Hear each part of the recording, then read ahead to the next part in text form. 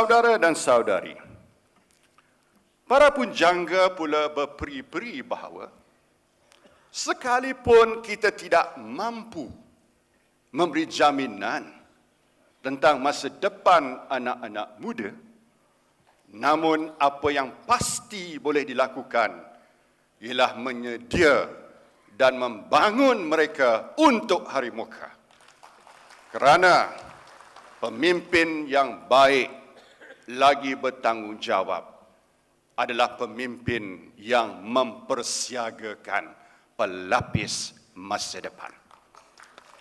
Saudara dan saudari, berbekalkan pedoman-pedoman tersurat lagi tersirat yang demikian itu, sambil mengangkat sebanyak-banyak tasbih kehadrat Ilahi, marilah sama-sama bersyukur dengan rahmat-Nya yang memungkinkan Pertubuhan Kebangsaan Melayu Bersatu atau UMNO terus berkeramat sebagai organisasi unggul menakhoda bahtera Melayu dan Bumi Putera. Hakikatnya UMNO merupakan sebuah perjuangan yang sentiasa diduga dengan pelbagai onah dan fitnah. Sebuah perjuangan yang tidak mengenal erti penat lelah. Sebuah perjuangan yang tidak patah dipukul zaman. Inilah mujahadah besar yang telah sekian lama menjunjung tradisi, membela nasib bangsa, menzahir warna dan cerita perubahan. Saudara dan saudari, jika dihitung dan dicongak, Parti UMNO sudah berusia 67 tahun. Perhimpunan Agung ini pula mencecah siri ke-64, seraya menandakan Dewan yang bertuah ini telah menjadi saksi persidangan dilangsungkan sebanyak 28 kali sebanyak tahun 1985.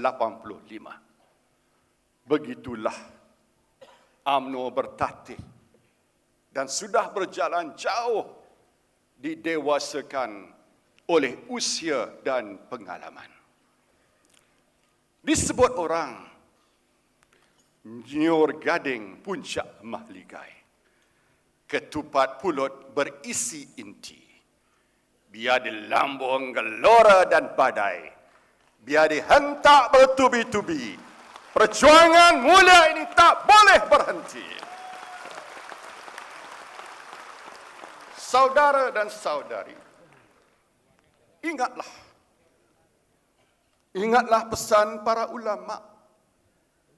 Mereka yang tidak berterima kasih sesama manusia, ibaratnya tidak bersyukur kepada Allah. Tegasnya bapa-bapa kita terdahulu telah mengasuh dan mengajar kita supaya menjadi insan yang mengenang budi.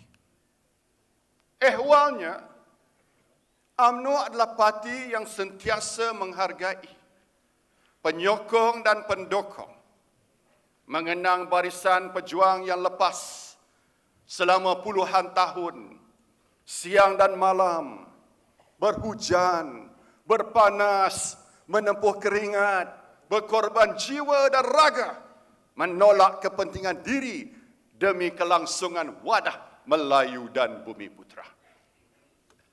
Berkait ini tentunya penghargaan khas kita berikan kepada ke-6 Presiden UMNO yang lalu, yaitu Allahyarham Datuk On Jaafar, Almarhum Tunku Abdul Rahman, Allahyarham Tun Abdul Razak, Allahyarham Tun Hussein On, Tun Dr. Mahathir Mohamad dan Tun Abdullah Ahmad Badawi. Hanya Allah jua yang mampu membalasnya. Semestinya lagi kepada wirawan parti yang kini sedang bersemadi dan telah meninggalkan kita buat selama-lamanya. Dan berita yang menyayat hati semalam, seorang ahli jawatankuasa UMNO bahagian Pekan, Saudara Jamali Ali telah meninggal dunia akibat menjadi mangsa banjir. Segalah kita sedekahkan umul kitab Al-Fatihah. Al-Fatihah. Bismillahirrahmanirrahim.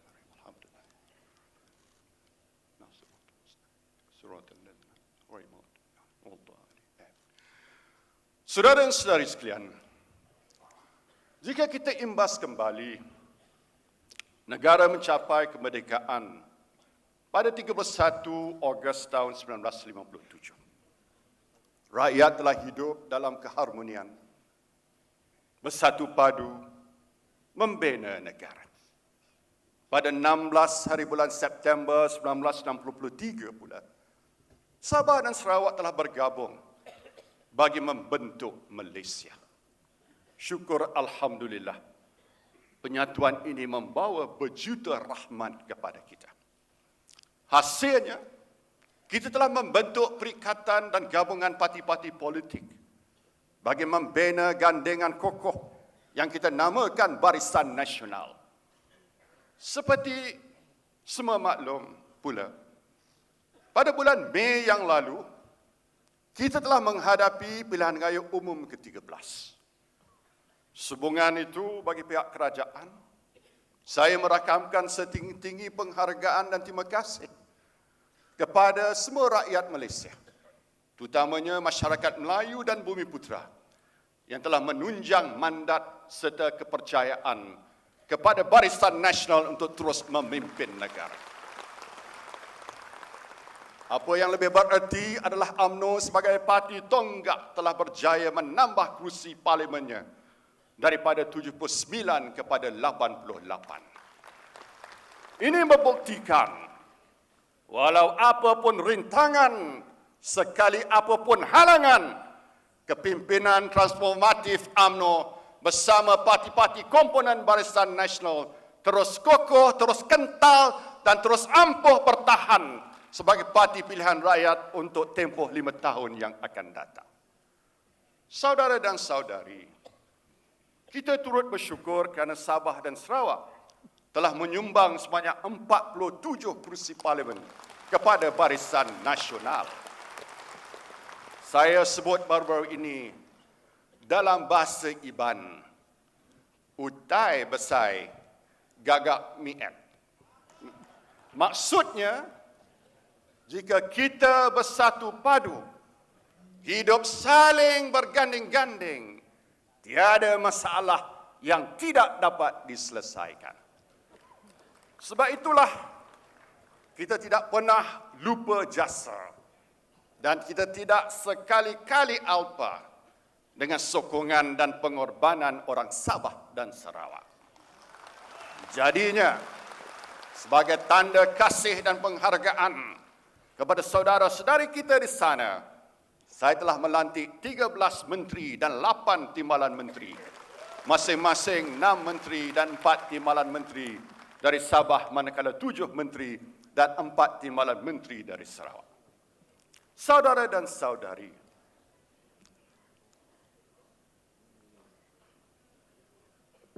sememangnya pun kita berasa amat bersyukur atas kemenangan dalam pilihan raya umum tersebut.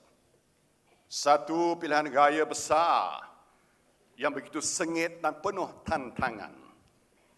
Diperakui episod pilihan raya baru-baru ini agak berlainan dan mencabar sekali.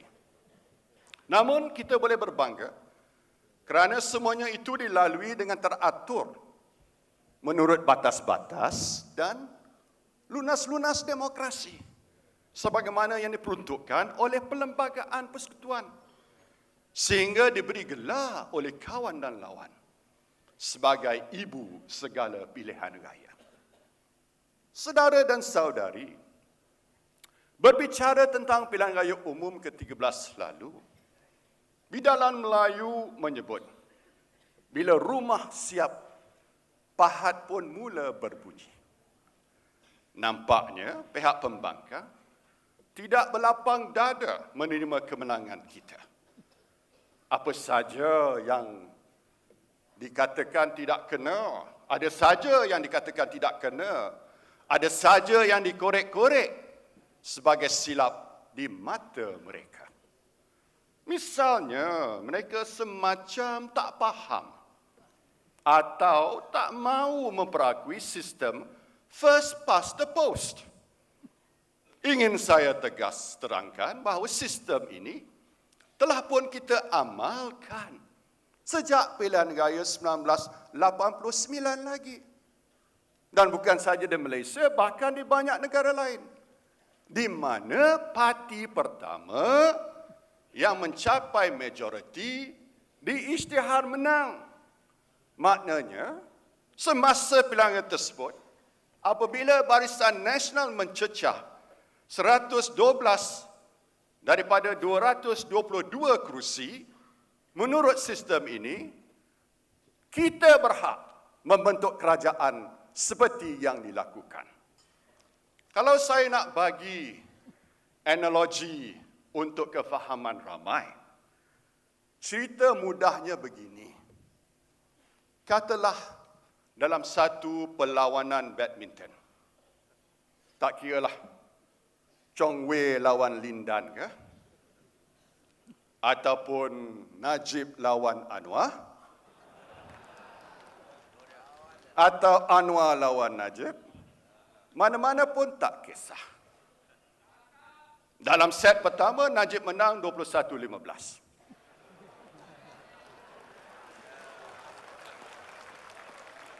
Dalam set kedua, Najib kalah 5-21. Tetapi dalam set penentu, Najib menang 21-16. Rubber set. Tentulah dalam perlawanan ini, memenuhi peraturan pengadil mengisytiharkan Najib menang. Tapi Anwar membantah tak setuju. Kerana katanya jumlah mata terkumpul beliau adalah 52 berbanding Najib 47. Mana boleh kita kira macam tu?